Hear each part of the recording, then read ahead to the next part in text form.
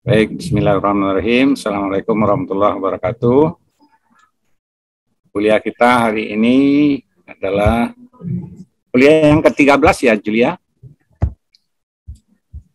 Ke-14, Bapak. Metabolisme sudah ya? Belum, terakhir kemarin daya dukung sama daya tampung, Pak. Oh, daya dukung, daya tampung ya.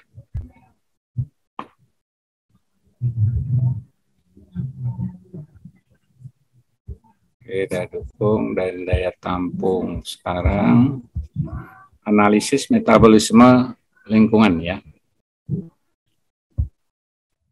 Analisis metabolisme ya, metabolisme. Sudah bisa melihat? Sudah, Pak. Sudah, Pak. Oke, analisis metabolisme.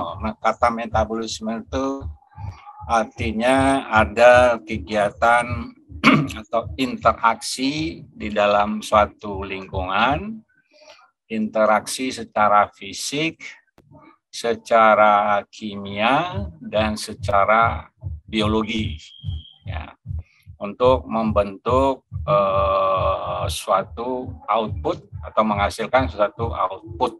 Nah, outputnya itu adalah berdasarkan input.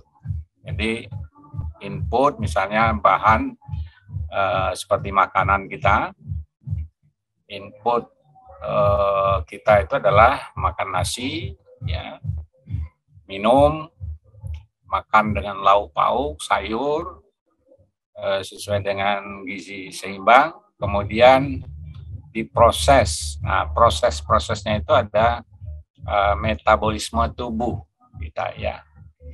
Makanan tadi, nasi, lauk pauknya, air minum, udara yang kita hirup pada saat kehidupan, kemudian di dalam tubuh kita itu ada metabolisme, ya, metabolisme tubuh namanya. Nah, makanan tadi dicerna secara fisik, secara kimiawi, kemudian secara biologi di dalam tubuh, kemudian menghasilkan output. Nah, outputnya adalah kehidupan, bergerak. Saya bisa berbicara karena adanya metabolisme tubuh. Kita bisa melangkahkan kaki, menggerakkan tangan, menggerakkan tubuh, dan lain sebagainya. Kita bisa berpikir, dan lain sebagainya.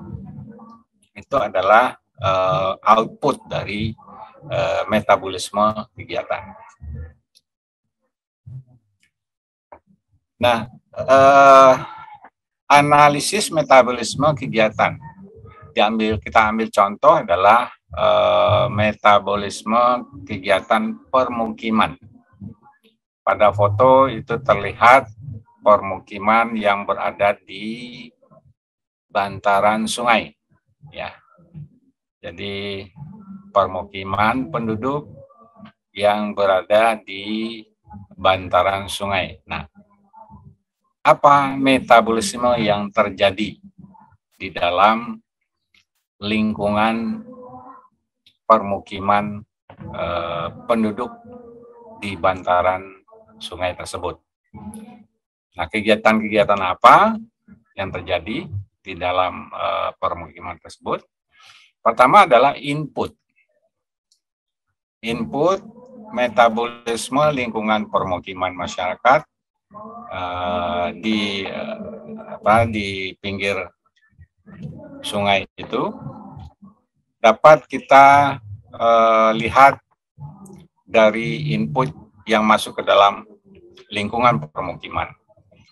Antara lain, satu, di dalam permukiman itu ada manusia, kemudian hewan, kemudian ada tumbuh-tumbuhan, makanan, bahan makanan seperti daging, kemudian juga ada teknologi transportasi, dan segala jenis pembungkus makanan dan minuman.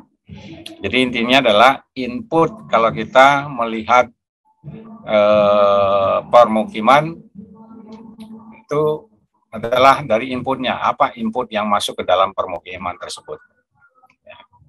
Kemudian kesemua material yang terdapat di dalam lingkungan permukiman tersebut merupakan input untuk proses-proses kehidupan masyarakat. Nah, pada proses-proses kegiatan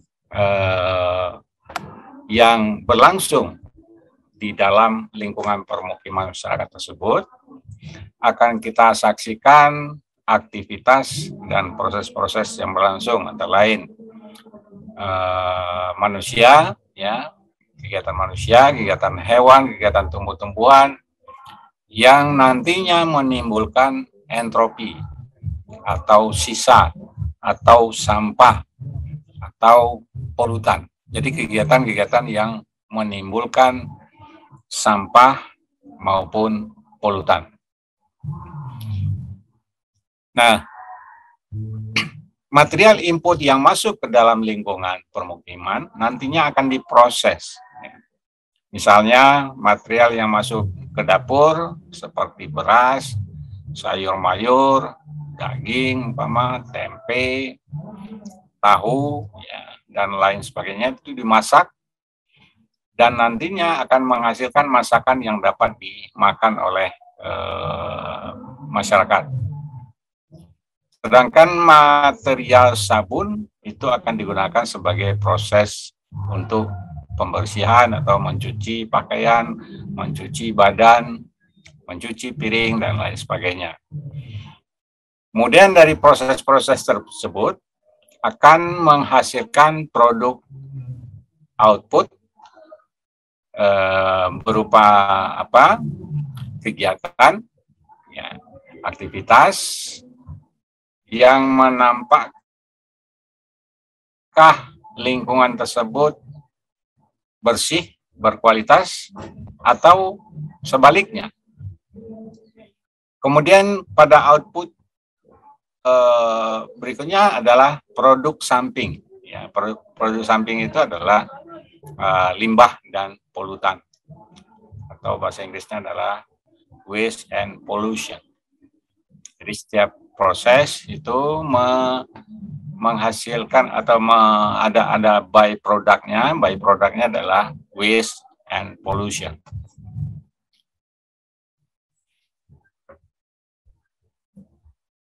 Kemudian kembali. Dari segi output produk dari kegiatan masyarakat di lingkungan permukiman meliputi produk dan energi yang siap dipakai untuk bekerja, untuk berusaha, berdagang di luar komplek permukiman, untuk sekolah bagi anak-anak, dan lain sebagainya.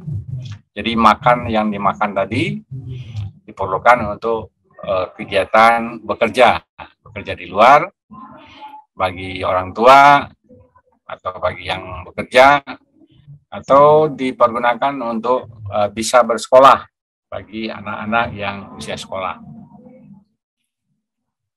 Sedangkan produk output berupa energi yang dihasilkan dari proses-proses kegiatan permukiman adalah energi positif, berupa semangat untuk bekerja, berusaha bagi orang tua, dan semangat bagi anak-anak usia sekolah, sehingga menghasilkan produk output yang baik berupa interaksi yang positif di antara warga penduduk dan penduduk lainnya yang berada di luar perumahan tersebut. Dan hasil kegiatan-kegiatan yang dilakukan akan menghasilkan atau menimbulkan dampak berupa entropi, yaitu material useless dan energy loss. Material useless itu adalah limbah, ya, tinja itu adalah material useless, sampah material useless. Dan energy loss itu berupa bau, ya, bising, panas, getaran, kesemrawutan, ketidaknyamanan, ya, itu adalah energy loss. Samping berupa entropi dalam wujud material useless dan energy loss akan menimbulkan dampak terhadap lingkungan. Bisa dampak positif dan bisa dampak negatif. Dampak fisik, misalnya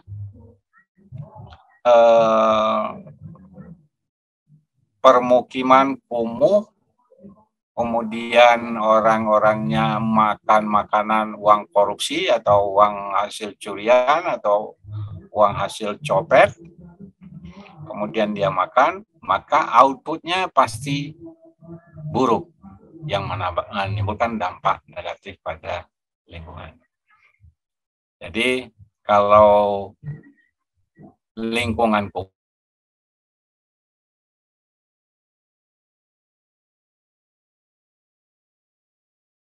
dari aspek lingkungan.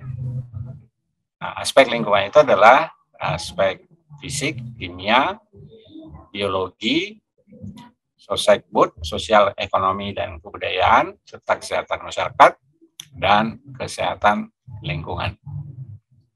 Jadi intinya metabolisme lingkungan ini adalah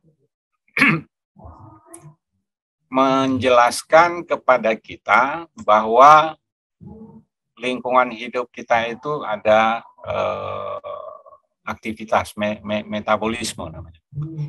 Ada reaksi kimia, reaksi secara biologi, ada interaksi fisik yang menimbulkan dampak pada lingkungan, juga dalam bentuk fisika, kimia, biologi, dampak sosial, dampak ekonomi, dampak terhadap budaya, bahkan dampak terhadap kesehatan masyarakat, dampak terhadap kesehatan lingkungan.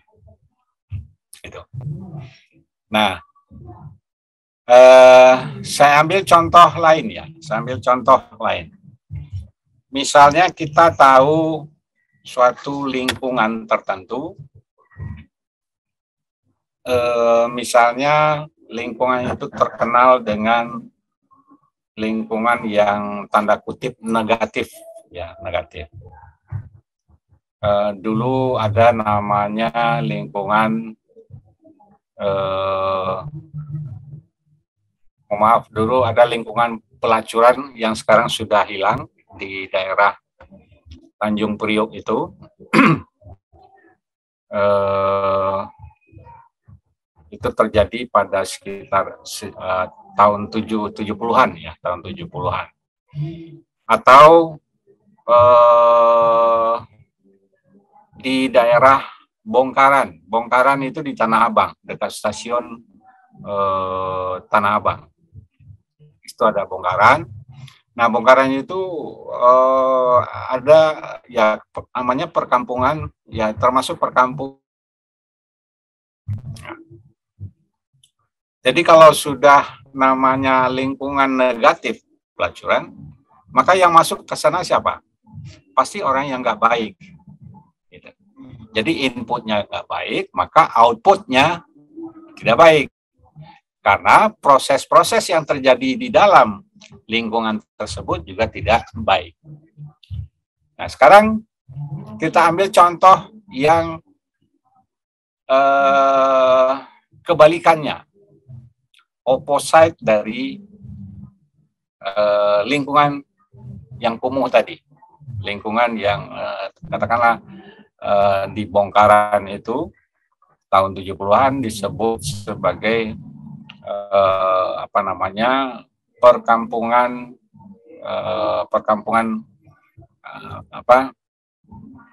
yang dianggap kumuh.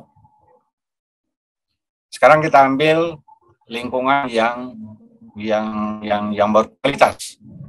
Contohnya misalnya adalah di mana ya, di Pondok Indah, permukiman Pondok Indah.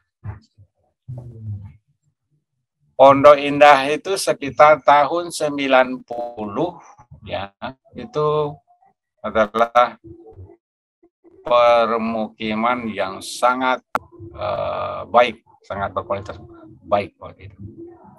Nah, apa yang masuk ke dalam lingkungan desa? Pasti orang baik. Makanan yang masuk ke dalam itu pasti baik.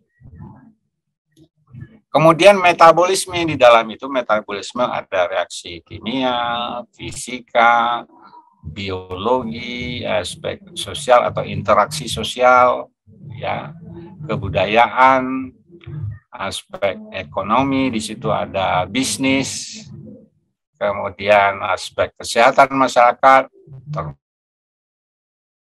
kesehatan lingkungan, semuanya input baik,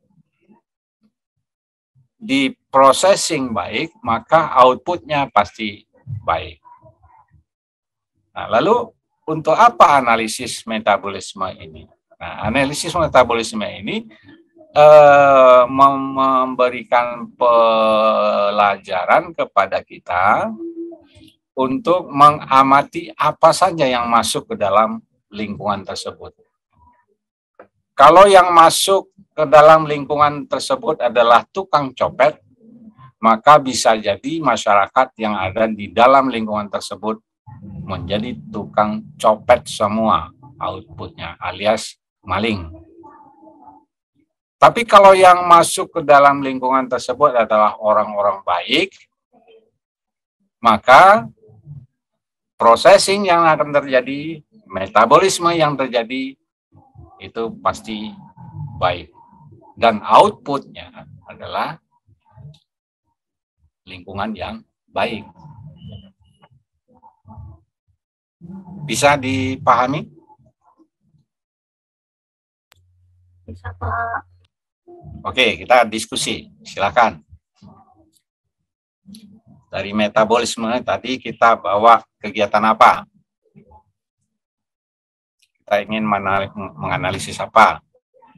Tapi dibahas dari aspek metabolisme untuk mendapatkan informasi tentang kualitas lingkungan tersebut.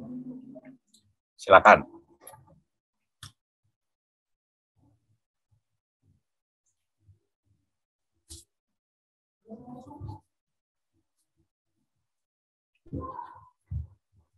Oke, Azkia, silakan. Ya, baik. Terima kasih banyak, Pak. Sebelumnya saya siap, Pak, izin berpendapat. Menurut yang tadi saya dapatkan, mungkin secara saja, Pak.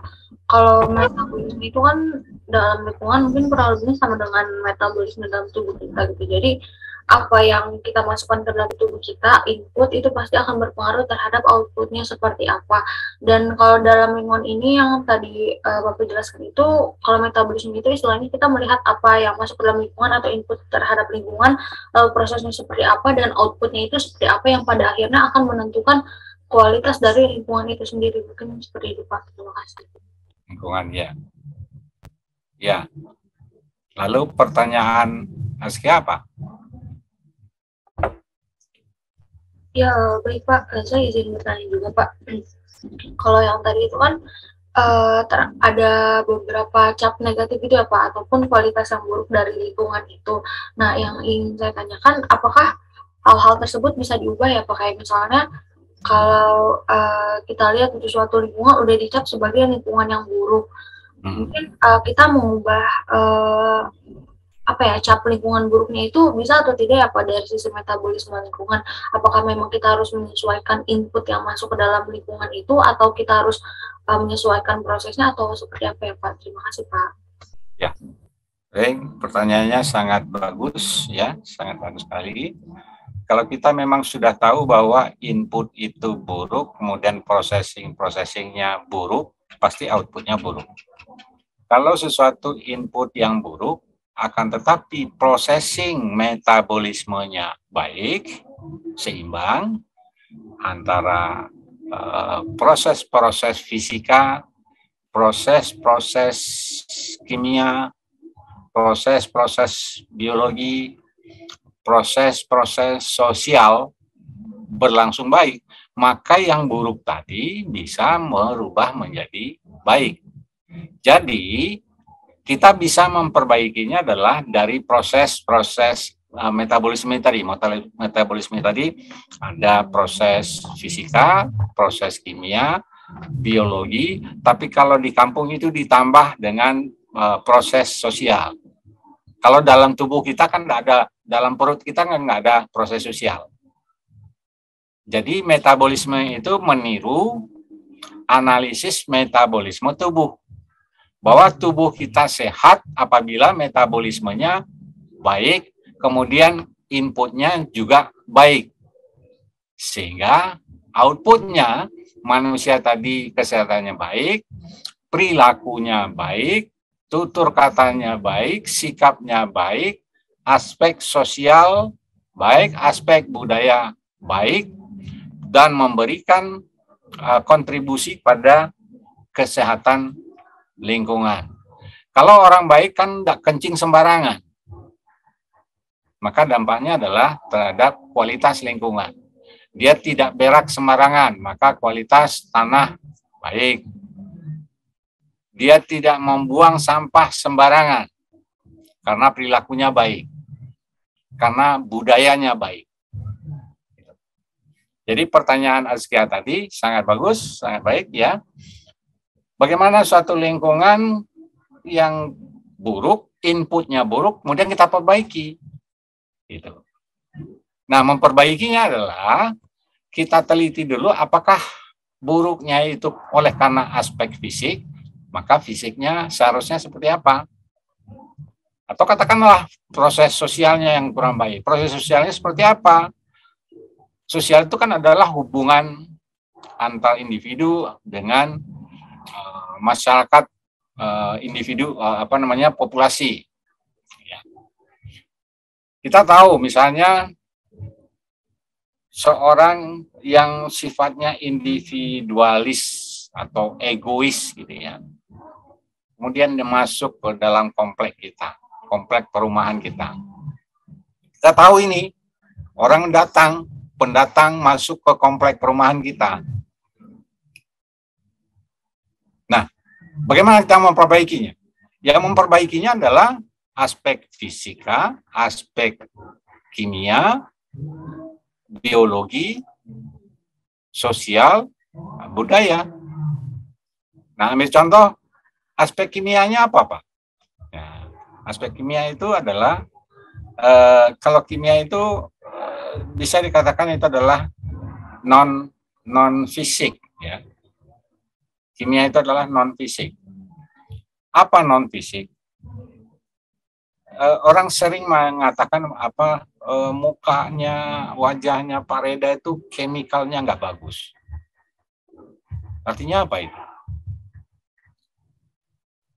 Pak Reda itu orang judes, nah chemicalnya buruk. Itu bukan fisik. Muka Pak Reda dari dulu sampai sekarang ya sama, berbeda ya hanya makin lama, makin sekarang makin tua. Tapi orang bisa menilai, oh ini Pak Reda ini moodnya kurang bagus. Nah, mood itu adalah chemical. Nah, chemical itulah yang harus diperbaiki. Bagaimana cara memperbaiki chemical? Misalkan, saya tampangnya sangar judes.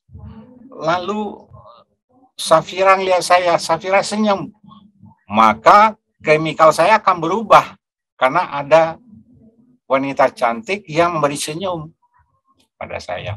Tapi kalau misalnya Azkia lihat saya orang sangar, terus Azkia tambah judes ngelihat Pak Reda, maka chemicalnya tidak berubah. Paham maksudnya? Jadi kalau ada orang berniat buruk dari luar, katakanlah preman tukang mabuk masuk ke dalam lingkungan kita. kita sudah bisa membayangkan, ini orang ini akan mempengaruhi lingkungan kita. Sekarang, bagaimana cara kita memperbaikinya?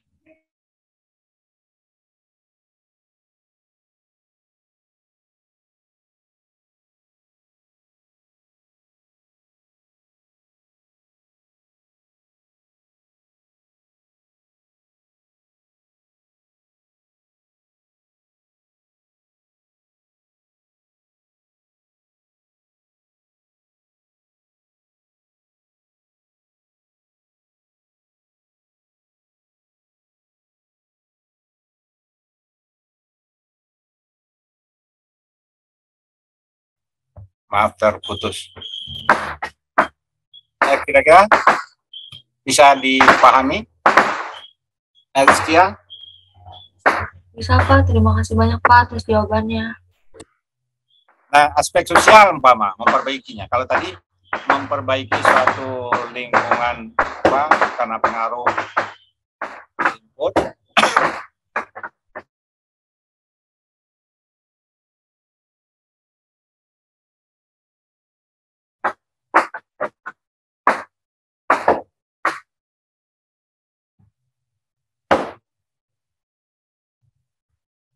kedengaran suara Mas Chandria?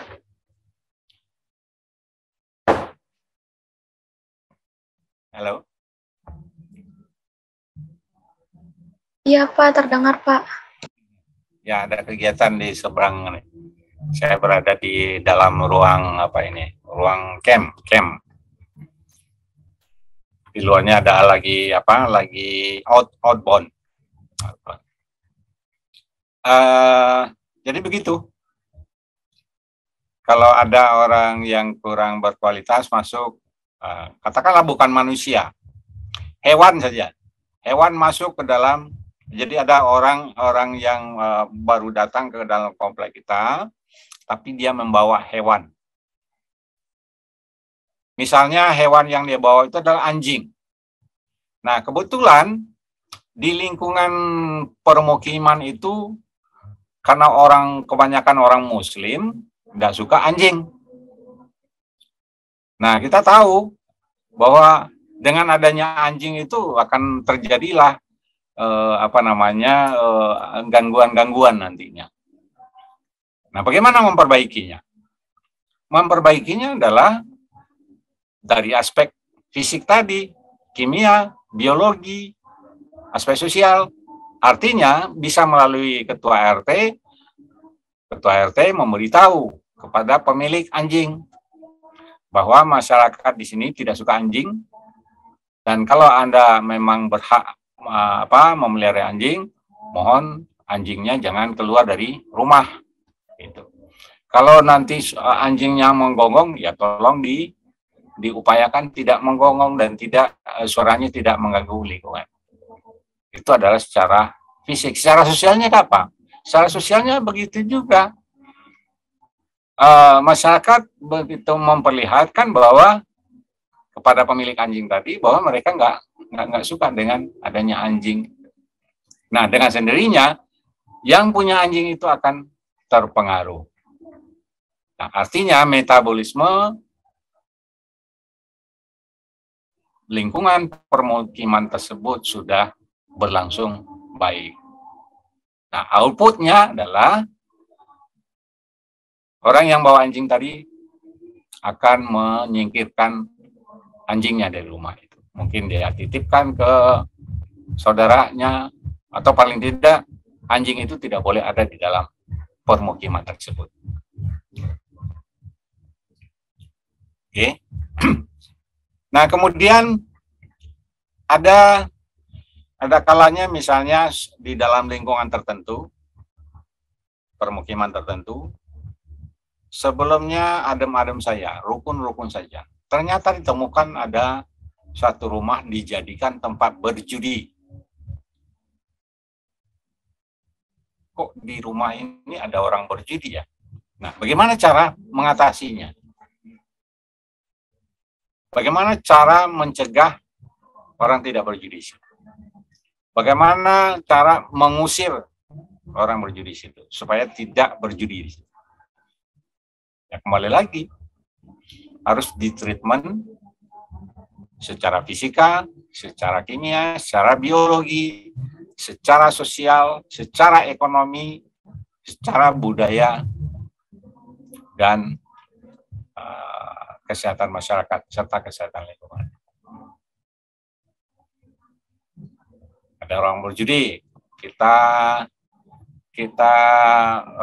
ini secara dari aspek biologi, apa treatmentnya, aspek biologi, supaya orang-orang situ tidak berjudi.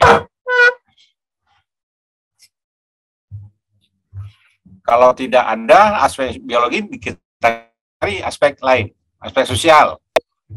Nah, aspek sosial mungkin masyarakat di sana melakukan protes, unjuk rasa, ya, bermuka marah, berang, rame-rame, ya itu adalah sosial untuk menghentikan kegiatan berjudi tadi.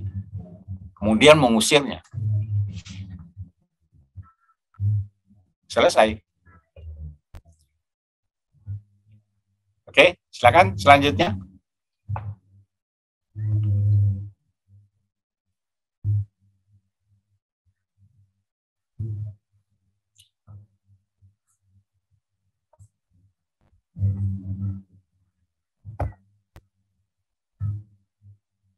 Yang lain?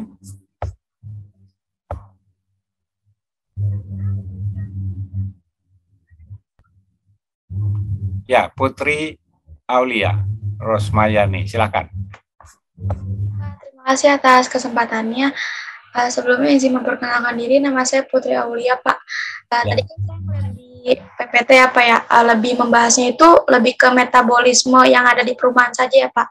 Nah, sebenarnya itu apa aja sih, Pak, kayak contoh-contoh selain dari lingkungan perumahan itu ada apa aja, Pak, sebenarnya yang kayak aspek yang melibatkan metabolisme itu, Pak. Terima kasih. Ya, baik. Dalam PowerPoint itu lebih mengarahkan pada permukiman ya, karena sengaja kaitannya itu saya buat aspek kesehatan masyarakat, jadi lebih mengarah pada aspek kesehatan masyarakat. Kalau di luar itu contohnya adalah metabolisme industri.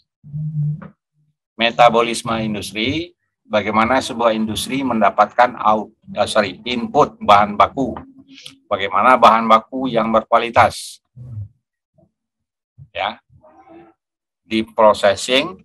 Metabolisme industri itu ada mesin secara fisika, ada secara kimia, ada proses-proses biologi.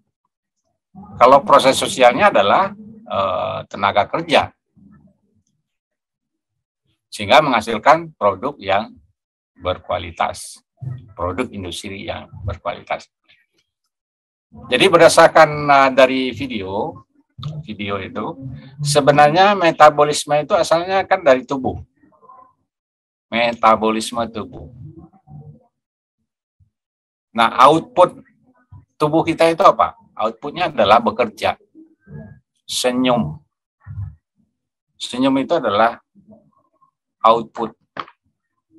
Orang bengis, sangar, marah, itu adalah output. Tapi outputnya itu adalah condong pada entropi, tidak bermanfaat. Ambil contoh, saya orang Minang, Pak Reda orang Minang. Makan nasi, kalau makan itu pakai 5 jari. Ya, orang Minang makan 5 jari, tapi kakinya dinaikkan 1 untuk menekan perutnya supaya perutnya tidak penuh, tidak kenyang. Tapi kalau orang Islam makannya itu 3 jari, ya, kaki dinaikkan, atau duduknya bersila.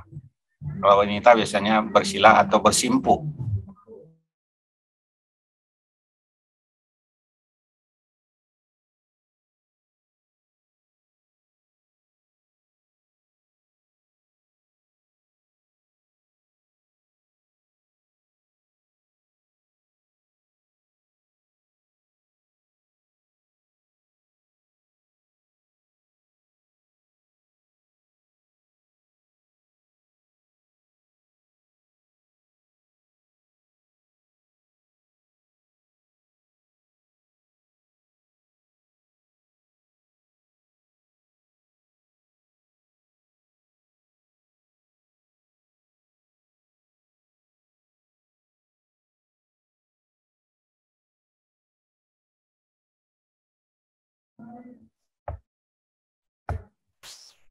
Sinyal internetnya kurang bagus.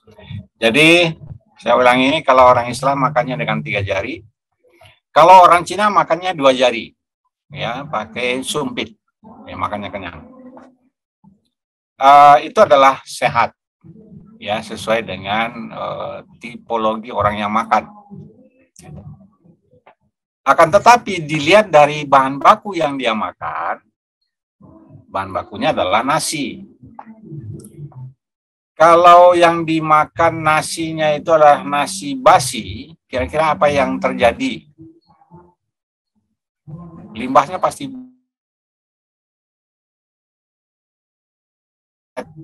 Kalau orang mencret biasanya berkeringat.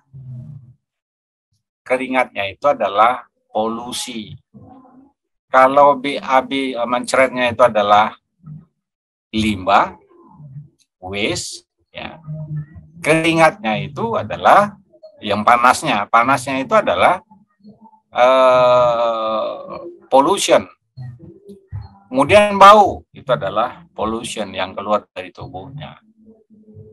Air keringat itu adalah limbah yang keluar dari kulit. Kemudian orang mencret biasanya karena makan nasi basi tadi, getaran. Getaran itu adalah pollution. Sehingga dengan demikian, input itu harus berkualitas. Input harus berkualitas. Kalau kita makan nasi basi, ya pasti mencret, alias limbahnya banyak. Outputnya pasti rendah kualitasnya. Itu dilihat dari material, fisik. Sekarang apa yang non-fisik dari bahan baku yang kita pakai? Misalnya, nasi yang kita makan itu berasal dari beras yang dibeli menggunakan uang korupsi. Ya, jadi fisik missingnya tetap, tapi non-fisiknya.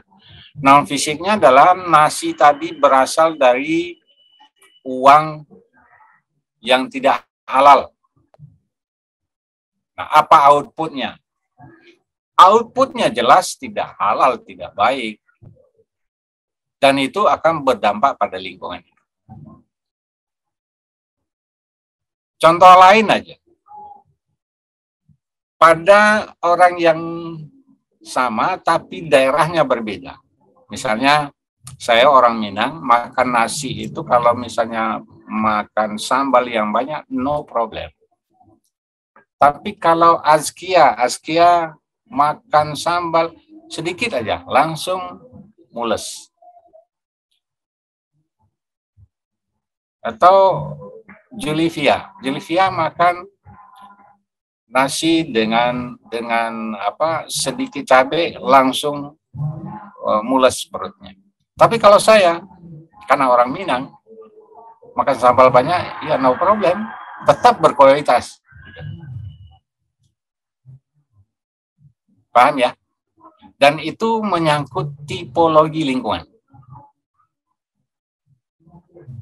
Nah, contoh lain adalah kalau Safira makan kambing guling banyak gitu yang makan, nggak apa-apa. Tapi kalau saya makan kambing guling, besoknya lumpuh, stroke.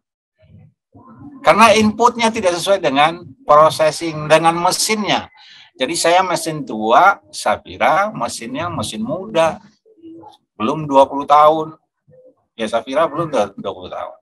Kalau Pak Reda sudah 62 tahun, mau 63. Jadi mesinnya itu udah usia 63 tahun. Safira berapa sekarang? 19 apa 18? 19 tahun, Pak. 3 kali lipat lebih. Nah, kalau mesinnya tua, itu sudah apa? Ya lihat aja mobil, kalau mobilnya tua itu kan bergetar ya. Getarannya tinggi, bising lagi. Tapi kalau yang muda itu halus. Nah, perlakuan dari yang muda pun pun juga halus, menasihati orang dengan halus. Tapi kalau orang tua kan biasanya agak kasar. Karena tipologinya begitu, tipologi orang tua begitu. Ngomong gemetar. Kalau yang muda ngomongnya halus, bicaranya santun dan lain sebagainya. Jadi kalau inputnya itu secara fisik bagus, tapi cara mendapatkannya jelek, maka outputnya pasti jelek. Makan ayam gorengnya Kentucky Fried Chicken, tapi menggunakan uang yang nggak halal, maka output produk dari orang metabolisme tubuhnya menghasilkan output yang tidak baik. Demikian. Putri, bisa dipahami? Jadi metabolisme itu tidak hanya dipakai untuk istilah menganalisis kualitas lingkungan di permukiman saja, tidak, tapi dalam semua kegiatan. Industri, perumahan, barangkali dalam lingkungan yang asri, umpama ya, lingkungan katakanlah taman nasional, hutan tanaman industri, hutan lindung, dan lain sebagainya. Itu dilihat dari input, processing, output. Gitu. Terima kasih Pak atas jawabannya, sudah sangat jelas Pak. Oke, silakan yang lain. Prasetyo, Hafiz. Yang laki-laki, silakan bertanya.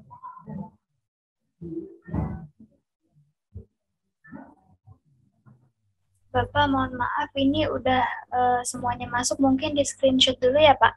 Boleh, silakan.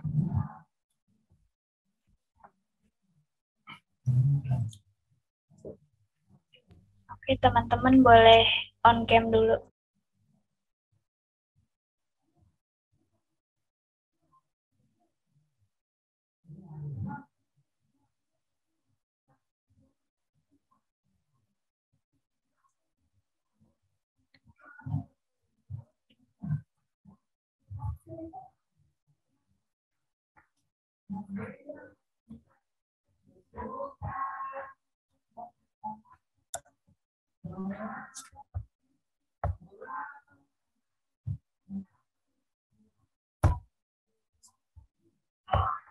Mungkin yang nggak bisa on cam boleh kasih tahu di kolom chat ya teman-teman.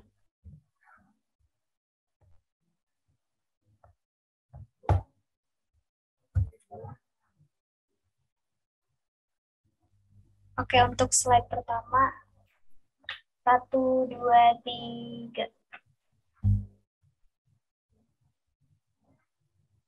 Untuk slide kedua 1, 2, 3. Sudah Bapak? Sudah. Oke. Silakan kita berdiskusi.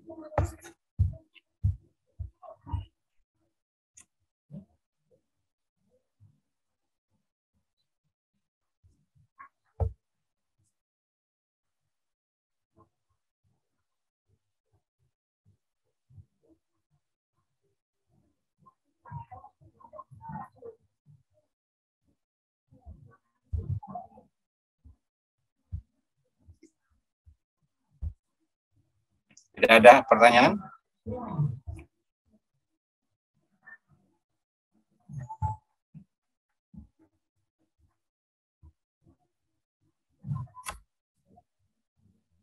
Ya Pak, Resa mau bertanya?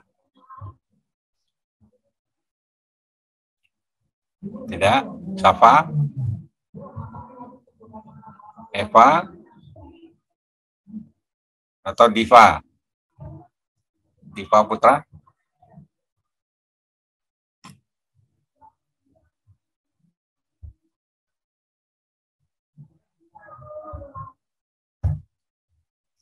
Kalau tidak ada, kita akhiri pertemuan kita dan dilanjutkan dengan kuliah mandiri menonton videonya, ya. dan membuat resume dan jawaban pertanyaan kalau ada pertanyaan di dalam lead, ya. Baik. Ya, mungkin cukup, Bapak. Cukup ya. Baik, saya akhiri kegiatan perkuliahan hari ini dan mahasiswa melanjutkan kegiatannya di lead, ya, menonton video. Videonya Pak Reda diberikan like dan komen, ya. Baik, terima kasih. Billahi taufiq wal hidayah. Assalamualaikum warahmatullahi wabarakatuh. Waalaikumsalam warahmatullahi wabarakatuh. Terima kasih banyak Bapak. Sehat-sehat.